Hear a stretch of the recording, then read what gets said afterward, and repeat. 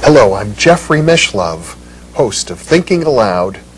Our topic today is the Sanskrit tradition. My guest is Dr. Dean Brown, a theoretical physicist, Sanskrit scholar, entrepreneur, and translator of the Upanishads and the Yoga Sutras. Welcome, Dean. I'm very glad to be here. It's a pleasure to be with you. You know, I think many people who speak English don't realize that our own language, as well as most Western languages, have their origins in what is sometimes called the Proto-Indo-European language, which is really the same language from which Sanskrit and the Hindu traditions are derived. Yes, English, Russian, Icelandic, French, Greek are all dialects of a mother tongue that's spoken very widely in India and many parts of the world. We think of ourselves as being Western, and we think of India and its culture as being Eastern, but actually they have not only a common linguistic origin, but a common cultural basis as well. Yes, common thought. If we divide East and West, I would put the boundary between India and China, perhaps. But India is Western, by my way of thinking. Well, and Buddhism, which was born in India and then moved to China, bridges that gap as well. So Buddhism is the West that went to the East. There we have an example of how we're much more intimately related to Eastern culture than we think, and many, many, many words in the English language have Sanskrit origins, or origins that are traceable to the Sanskrit tradition in the earlier Proto-Indo-European language. Oh yes, most of the words in English, say, go back either through the Teutonic Northern European Icelandic route to the Sanskrit or the Vedic, and then through the Mediterranean route, the Romance route. Now we think of Sanskrit as a language of mysticism, the language of the Bhagavad Gita, of the Yoga Sutras, of the Vedas, the language in which there's the great equation, Atman equals Brahman. Let's start there. Maybe we can, you could elaborate on that. Well, Sanskrit's an artificial language spoken in the wisdom traditions and in the great hymns. The language spoken in the street in ancient times would be called Vedic. Vedic is a vernacular and Sanskrit is a synthetic language. Just like the Latin that Julius Caesar spoke would be vernacular, but the Latin that we have in medicine and law and botany and the church is not the street language. So Sanskrit was a formal language used by the priests and by the philosophers of ancient times. Yes. And it is very beautiful, but it wouldn't give you much of an idea of what's actually spoken in the bazaar. But there's a lot of abstractions that we find in Sanskrit that have permeated our modern idiom. Concepts like karma, concepts like Brahma.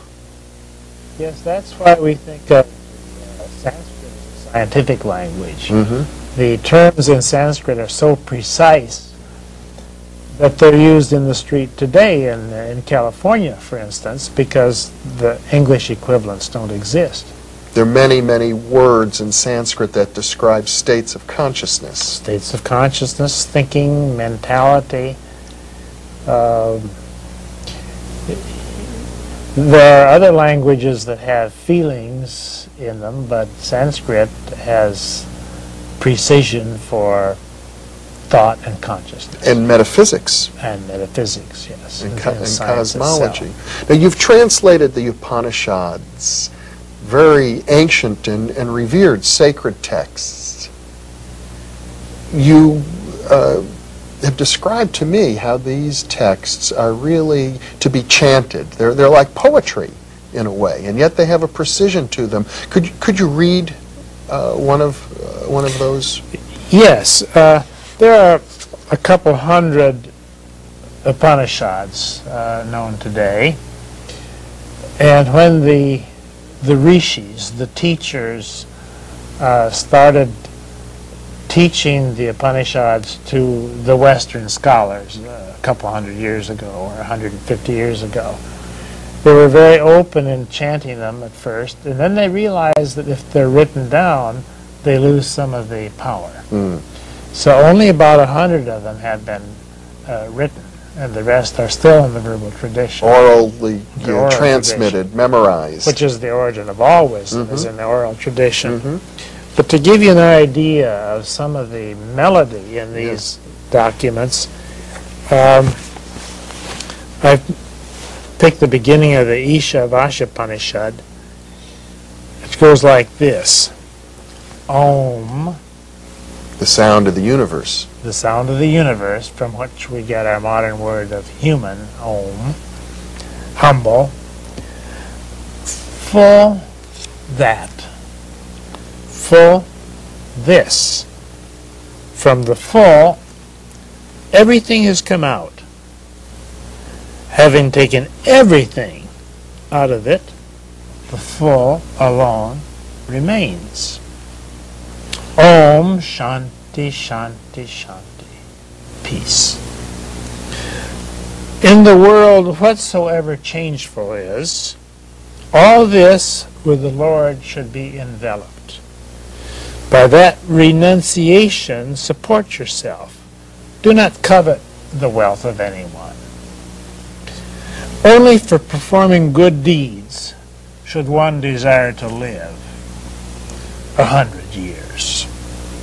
Only thus and in no other way will your work not have stains.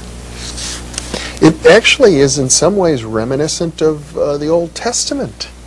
Don't covet things, do good. Oh yes, the ideas are the same. There is a universal ethic. But then there's something a little deeper in there about non-attachment. Oh yes, the ideas have many layers of meaning. They just go on and on. You can take one of these sutras and dig in it forever. The word sutra is interesting. It's the same word that we have in the hospital. If you sew up a Suture. word, suture. A sutra means a string of pearls. So these ancient poems are called sutras. They're strings of pearls. They're really like They're tied together. nuggets of wisdom. Nuggets of wisdom, right. In a way. And that's why I read it with pauses between the lines, because each line has multiple meanings, and if you pause, it sinks into the subconscious more. Now, I think it's very interesting what you said earlier about the word human. We're all human, but very rarely do we pause to think, what does that word mean? And here you've traced it to a Sanskrit root, Aum, which is the eternal sound of the universe. The eternal sound from which the universe is expressed. So everything that's in the universe is human. Everything that's alive is human. Homo sapiens, among other things, is human. But we won't be around very long. Humanity will prevail long after Homo sapiens has been forgotten. And the Vedic tradition is one that has this sense of eternal cycles. Lots of time. Yes, in the Veda there are epochs of time that come and go like a big wheel.